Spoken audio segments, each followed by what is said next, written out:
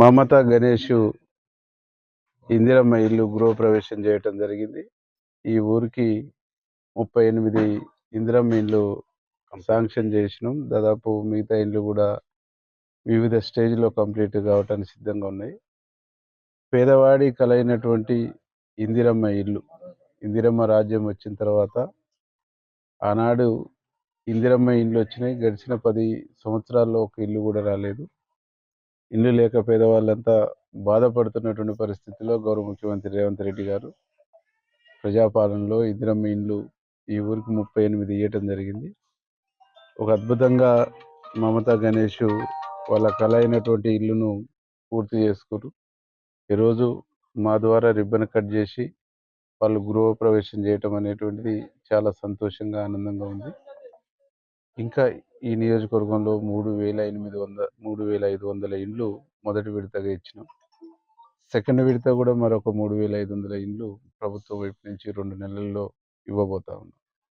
అంటే గడిచిన ప్రభుత్వానికి ఈ ప్రభుత్వానికి తేడా 2 సంవత్సరాలు పూర్తయినటువంటి సందర్భంలో మరొక 3,500 ఏంటంటే 7 మొదటి విడత ఇచ్చిన 3,500 ఇప్పుడు వచ్చేటువంటి 3,500 అంటే 7,000 ఇండ్లు ఏకకాలంలో ఇస్తున్నటువంటి ప్రభుత్వంగా ఈ ప్రభుత్వం ముందుకు పోతా ఉంది.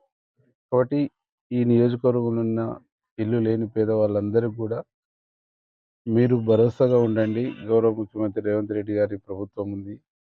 ఆ ప్రభుత్వం ఆశీస్సులతో మీకు ఇల్లు లేని పేదవాళ్ళందరికీ కూడా విడతల వారీగా, ఇప్పుడు సెకండ్ విడత అయిన తర్వాత 3వ విడత కూడా ఉంటుంది. 3వ విడత తర్వాత 4వ విడత కూడా ఉంటుంది.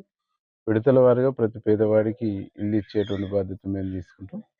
మమతా గణేష్ కూడా ప్రభుత్వం తరపున, ముఖ్యమంత్రి తరపున, నా తరపున శుభాకాంక్షలు తెలియజేస్తాం.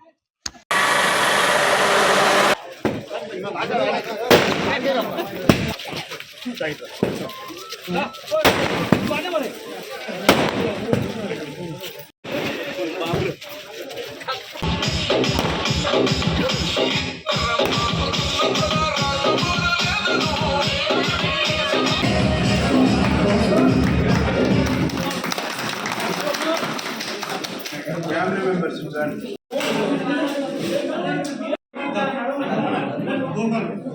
ఇంకా పడతారు.